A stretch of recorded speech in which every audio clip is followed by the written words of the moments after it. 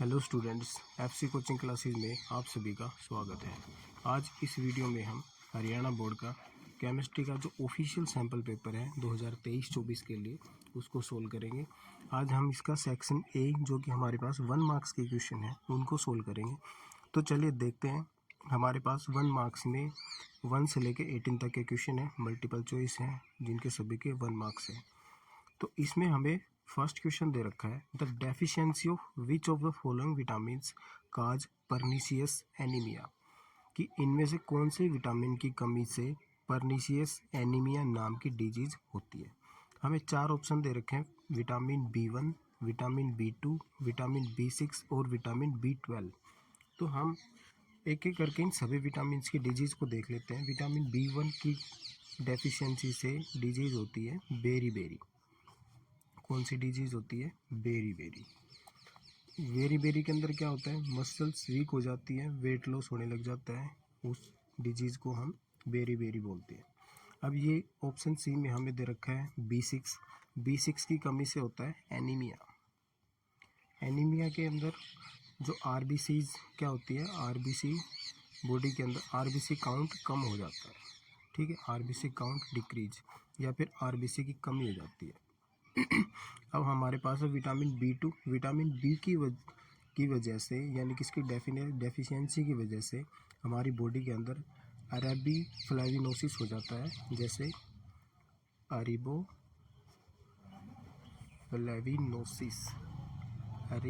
फ्लेविनोसिस name की disease हो जाती है।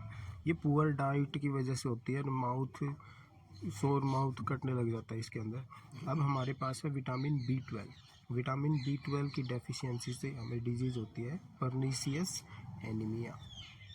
Pernicious anaemia. अब परनीशियस एनीमिया के अंदर क्या होता है, जो हमारे स्मॉल इंटेस्टाइन है उसके अंदर अब नॉर्मल अब्जॉर्प्शन होने लग जाता है हमारे जो भी हम खाते हैं उसका। ठीक है, उसको बोलते हैं परनीशियस एनीमिया। तो इस फर्स्ट क्वेश्चन का हमारा आंसर हो जाएगा लास्ट, कि विटामिन कौन से विटामिन B12 की कमी से परनीशियस एनीमिया नाम की डिजीज हो जाती है। हमारे पास नेक्स्ट क्वेश्चन है, इसमें पूछ रहा है कि in comparison to 0.01 molar solution of glucose, हमें कितना दे रखा है? 0.01 मोलर सॉल्यूशन दे रखा है ग्लूकोज का। The depression in freezing point of 0.01 molar magnesium chloride solution is. एक तो हमें ग्लूकोज दिया, दोनों की मोलैरिटी सेम है, तो इस चीज़ को हम नेगलेक्ट कर देंगे। सॉल्यूशन की दोनों की मोलैरिटी सेम है। अब हम देखेंगे ग्लूकोज और मैग्नीशियम क्लोराइड। ग्लूकोज से हमें कोई भी नंबर ऑफ आयन्स नहीं मिलेंगे, यानी कि आयनाइज नहीं होगा। और मैग्नीशियम क्लोराइड से हमें 3 आयन मिलेंगे, 2 क्लोरीन के और 1 मैग्नीशियम का। टोटल नंबर ऑफ आयन्स यहाँ पे कितने? 3। इसमें तो यह अकेला ही रहेगा, तो ये इससे कितना हो गया? 3 टाइम्स। तो इसके अंदर हमारा इसका डिप्रेशन इन फ्रीजिंग पॉइंट कितना हो जाएगा? About 3 times. ये सीधे इनके नंबर ऑफ आयन्स के ऊपर ही डिपेंड करेगा, तो इसका आंसर हो जाएगा हमारा अबाउट 3 टाइम्स। अब हमारे पास नेक्स्ट क्वेश्चन है कि ये हमें ग्राफ का क्वेश्चन दिया है। इसमें पूछा है कि electrode potential of copper electrode varies according to the equation. ये हमें इसकी इक्वेशन दे रखी है और ये हमें नर्नेस्ट इक्वेशन दे रखी है, और इसके अकॉर्डिंग बताना है कि ये जो ग्राफ है इसमें से इसका कौन सा होगा वेरिएशन में। और हमें ग्राफ किसके बीच में बनाना है? ये एक कॉपर 2 पॉजिटिव से कॉपर और अब वर्सेस लॉन्ग कॉपर 2 पॉजिटिव, इसकी कंसंट्रेशन से। तो देखते हैं हम ये हमें नर्नेस्ट इक्वेशन दे रखी है, हम इसी को सोल्व कर लेते हैं।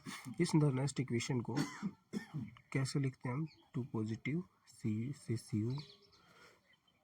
ठीक है, ई नोट स्टैंडर्ड इलेक्ट्रोड पोटेंशियल है कॉपर 2 पॉजिटिव से Cu माइनस 0.0591 अपॉन में 2, साथ में इसके लॉग है लॉग। अब ये यहाँ पे 1 अपॉन कॉपर 2 पॉजिटिव है, हम इसको ऊपर कर लेंगे, ऊपर जाएगा तो इसके ऊपर पावर माइनस में आ जाएगी। ठीक है, तो इसकी पावर क्या हो जाएगी? Cu 2 पॉजिटिव कॉपर 2 पॉजिटिव, और इसके ऊपर जो पावर है वो क्या हो जाएगी? -1। कॉपर 2 पॉजिटिव के ऊपर पावर -1 हो गई। अब अगले स्टेप में क्या होगा? ये पावर जो -1 गया था ये यहाँ पे आ जाएगा, यानी कि इनके बीच में, और यहाँ पे क्या बन जाएगा? माइनस जो ये सिंबल था ये प्लस हो जाएगा 0.0591 अपॉन 2 log Cu2 पॉजिटिव, और इसको हमने कंसर्न ब्रैकेट में रखा है यानी कि कंसंट्रेशन में रखा है, कंसंट्रेशन टर्म के अकॉर्डिंग। अब ये जो हमारे पास इक्वेशन बना है इसको स्ट्रेट लाइन के इक्वेशन में जब हम रखेंगे तो ये हमारे पास किसके इक्वल होगा, y, ये हमारे पास c, और ये प्लस में दो टर्म है mx, ये हमारे पास स्ट्रेट लाइन की इक्वेशन होती है y is equal to mx plus c। Intercept होता है ये m हमारा स्लोप हो गया, और x हमें x एक्सिस पे और ये y को y एक्सिस पे। हमने यहाँ पे x को जब x एक्सिस पे लिया है, हमें सभी में x एक्सिस और y एक्सिस के बीच में इसको ड्रॉ करना है। तो अब यहाँ पे हमारा स्लोप कैसा आएगा, यहाँ पे लीनियर लाइन आएगी, लीनियर इंक्रीज पॉजिटिव है, और हमारे पास y की कोई ना कोई वैल्यू होगी यहाँ पे। इसके लिए 0 से तो स्टार्ट होगा नहीं, इसमें 0 से स्टार्ट है तो फर्स्ट हमारा आंसर नहीं होगा। बाकी तीनों में देखते हैं हम कौन सा होगा। अब वैल्यू इसकी है पॉजिटिव स्लोप आ रहा है, पॉजिटिव स्लोप है तो यहाँ पे हमारा कैसा बनेगा, ये linear increase in straight line, linear increase in straight line with positive slope, positive slope. तो ये तो 0 से स्टार्ट हो रहा था, ये हमारा नहीं है, इसमें इसकी कोई ना कोई वैल्यू है, इसीलिए 0 से स्टार्ट ना होकर ऊपर से स्टार्ट हुआ है। और ये लीनियर इंक्रीज हो रहा है, इसमें लीनियर डिक्रीज है तो ये भी नहीं होगा, इसमें लीनियर इंक्रीज नहीं है, तो हमारा इसका आंसर हो जाएगा ऑप्शन बी, लीनियर इंक्रीज हुई है स्ट्रेट लाइन और पॉजिटिव स्लोप है। ये नेगेटिव स्लोप में नहीं जाएगा, ये लीनियर इंक्रीज नहीं है, इसलिए हमारा आंसर इसका नहीं होगा। जब भी हम इस ये स्ट्रेट लाइन इक्वेशन के अंदर एक्स की कोई जीरो वैल्यू लेते हैं तो ये इसके इक्वल हो जाएगा दोनों कंसंट्रेशन, और हमारा ग्राफ यही पॉजिटिव स्लोप वाला बनेगा। तो हमारे क्वेश्चन नंबर 3 का आंसर हो जाएगा ऑप्शन बी। अब चलिए देखते हैं नेक्स्ट क्वेश्चन। हमारे पास नेक्स्ट क्वेश्चन केमिकल काइनेटिक्स से है। यहाँ पे हमें दे रखा है for a first order reaction the time taken to reduce the initial concentration by a factor of 1/4, यानी कि जो इनिशियल कंसंट्रेशन थी वो बाद में हो गई 1/4, और 1/4 हुई 20 मिनट में, 1/4 हुई 20 मिनट में। हम इसको डायरेक्ट ट्रिक से कर सकते हैं, जैसे कि 1/4 हो गई कितने टाइम में, 20 मिनट्स में, तो वो 1/2 कितने टाइम में हो गई, यानी कि उसके हाफ टाइम में कितना हुआ होगा उसका वो होगा, जैसे 1/4 कितना दे दिया 20 मिनट, 1/2 कितना हो जाएगा वो 10 मिनट, ये 10 मिनट में हो गया। अब इसमें डायरेक्ट ट्रिक होती है 1/16 यदि कोई है तो हम उसको 4 इंटू उसके हाफ टाइम से मल्टीप्लाई कर देते हैं, हाफ लाइफ से। अब इसकी हाफ लाइफ कितनी निकाली हमने 10 मिनट, तो 4 से सीधा करेंगे कितना हो जाएगा 40 मिनट, ठीक है, ये 40 मिनट हमारा आंसर हो गया ऑप्शन डी। अब यहाँ पे 1/14 दे रखा है, यदि 1/14 ना करके 1/4 दे रखा होता है यहाँ पे, वो तो सीधा इसका 20 मिनट पहले आंसर आ गया यहाँ पे सीधे अब यदि ऐसे भी ना कर पा रहे हो तो हम जैसे कि इनिशियल कंसंट्रेशन मान रहे कि कोई भी हमारे पास रिएक्टेंट था फर्स्ट ऑर्डर है, उसका कंसंट्रेशन स्टार्टिंग में ए है, अब उसका हाफ लाइफ होने के बाद उसका कंसंट्रेशन हो गया स्टार्टिंग वाले से हाफ लाइफ में उस हाफ कंसंट्रेशन हो गया। अब नेक्स्ट हाफ लाइफ जो है उसमें उसका ये A/4 हो जाएगा, ठीक है। तो इसमें कितने हाफ लाइफ आ गए, 2 बार, ठीक है। यहाँ से मान रहा है कि भाई 20 मिनट में इतना पहुँचा है, ठीक है, तो 10 मिनट में इतना हुआ, हमें यहाँ पे कितना मिल गया, स्टार्टिंग का उसका हाफ लाइफ मिल गया 10 मिनट है, ठीक है। तो आगे हम ऐसे ही करेंगे, इसको 10 मिनट में एक बार हो गया तो इसको ऐसे कितनी बार करना है 16 तक ना पहुँच जाए, इससे आगे भी 2 बार और करेंगे 4 के बाद, और इससे ऑफ हो जाएगा फिर उससे ऑफ, और 16 यानी कि 4 बार करते ही ऐसे हमारे कितने पे पहुँच जाएंगे, 4 टाइम में 16 हो जाएगा। तो हमारा उस समय भी इसका टाइम कितना आएगा 40 मिनट। तो ये सीधा क्वेश्चन था हमारे पास, 40 मिनट इसका आंसर आ जाएगा। अब देखते हैं हमारे पास नेक्स्ट क्वेश्चन दे रखा है, glucose on treatment with sodium amalgam gives. Glucose का जब ट्रीटमेंट करेंगे यानी कि उसका रिएक्शन करवाएंगे सोडियम अमलगम के साथ तो क्या बनेगा। तो देखते हैं, हम पहले ये ग्लूकोज का रिएक्शन लिखते हैं बायोमोलिक्यूल्स से, ये हमारे पास है, ये हमने ग्लूकोज को शॉर्ट ट्रिक से लिखा है शॉर्ट फॉर्म में CH2OH। ये हमारे पास ग्लूकोज है, ग्लूकोज का रिएक्शन कर रहे हैं सोडियम अमलगम, यानी कि ये सोडियम अमलगम हमारे पास है, ऐसे लिखेंगे इसको NaHG, सोडियम अमलगम है। तो ये यहाँ पे हाइड्रेशन करवा देगा, हाइड्रोजनेशन, ठीक है। रिडक्शन। अब देखो यहाँ पे क्या करता है, इसमें बनेगा हमारे पास सोर्बिटोल, पॉलीहाइड्रोक्सी, ये बना देगा आपका ग्लूकोज। जो पहले ग्लूकोज के जितने भी थे सबको हाइड्रोक्सी ग्रुप के अंदर चेंज कर देगा। ऊपर वाला जो एल्डिहाइड ग्रुप था आपका किस में चेंज हो जाएगा, हाइड्रोक्सी ग्रुप में। देखो तो अब इसको लिख लो, बाकी तो सारे थे ही हमारे पास, तो इसको सीधा लिख देंगे। 4 था ये CH2OH, और ये हमारे पास बन गया सोर्बिटोल। अब इस क्वेश्चन में तो हमें पूछा है कि ग्लूकोज का ट्रीटमेंट करेंगे तब क्या बनेगा, ठीक है। तो हमारे पास बना है सोर्बिटोल। अब यदि ग्लूकोज की जगह पूछे कि फ्रक्टोज का ट्रीटमेंट करेंगे सोडियम अमेलगम से तब क्या बनेगा, तब बनेगा मैनिटोल। तब क्या बनेगा, मैनिटोल। उसका बिल्कुल सेम फॉर्मूला यही रहेगा, ठीक है। उसमें क्या होता है कि राइट और लेफ्ट में OH की कॉन्फ़िगरेशन का डिफरेंस होता है। यदि फ्रक्टोज को सेम रिएक्शन करवाएंगे तो फ्रक्टोज से क्या बनेगा, मैनिटोल प्लस सोर्बिटोल। उसमें 2 प्रोडक्ट बनेंगे एक तो सोर्बिटोल प्लस मैनिटोल। तो ये हमारे पास क्वेश्चन हो गया। जब जिंक इसका सोडियम एमेलगम का रिएक्शन करवाएंगे तो हमारे पास सोर्बिटोल की फॉर्मेशन होगी। अब नेक्स्ट हमें रिएक्शन दे रखा है, reaction of chloroform with alcoholic KOH and paratoluidine. Paratoluidine ये हमारे पास कार्बाइल अमीन रिएक्शन है। कौन सा रिएक्शन है ये, कार्बाइल अमीन रिएक्शन। हमने अमीन वाले चैप्टर में इस रिएक्शन को पढ़ा है, कार्बाइल अमीन रिएक्शन है। हमें क्या दे रखा है, पैरा पोजीशन पे ये टोलिडीन है, ये हमने टोलिडीन बना रहे हैं पैरा पोजीशन के ऊपर अमीन, ये हमारा पैराटोलिडीन हो गया। अब इसका क्या करना है हमें, एल्कोहलिक KOH के साथ प्लस में क्या है, क्लोरोफॉर्म इनको रिएक्ट करवाएंगे तो ये क्या करता है, इस अमीन वाले को इसका साइनाइड बना देगा। ये देखो ये हमारे पास CH3NC फॉर्मेशन किसकी हो गई, ये आइसोसाइनाइड इसने बना दिया यहाँ पे, ठीक है। तो ये हमारे पास कौन से ऑप्शन में दे रखा है, साइनाइड CN तो ये हमारे पास ऑप्शन हो जाएगा फर्स्ट। हमारा इसका आंसर क्या हो गया, ऑप्शन फर्स्ट। तो ये हमारे पास कार्बाइल अमीन रिएक्शन था। अब नेक्स्ट क्वेश्चन दे रखा है, when 1 mole of chromium chloride ये प्लस ये इंटू में 6H2, इसको ट्रीट करेंगे एक्सेस ऑफ AgNO3 से, तो 3 मोल ऑफ AgCl ओबिटेंड हुआ है। यहाँ से ही हमें आंसर मिल गया क्वेश्चन का कि क्वेश्चन के अंदर ओबिटेंड क्या हुआ है, रिएक्शन होने के बाद 3 मोल ऑफ AgCl।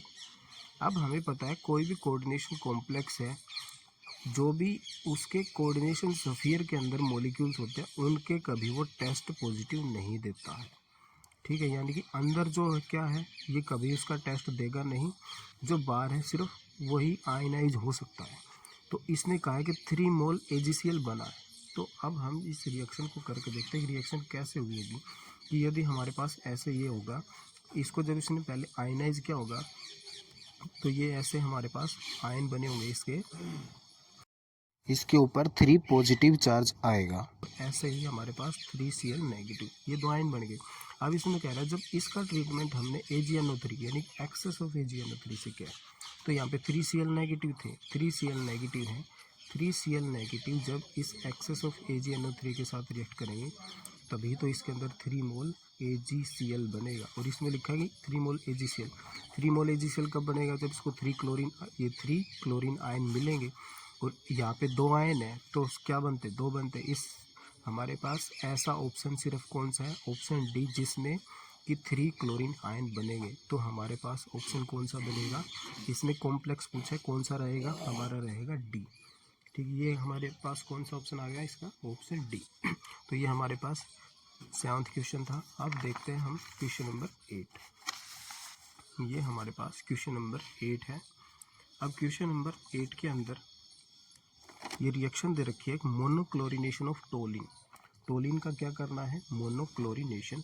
तो चलो क्लोरीन की इसकी मोनोक्लोरिनेशन कर लेते हैं। ये हमारे पास हमने टोलिन लिया,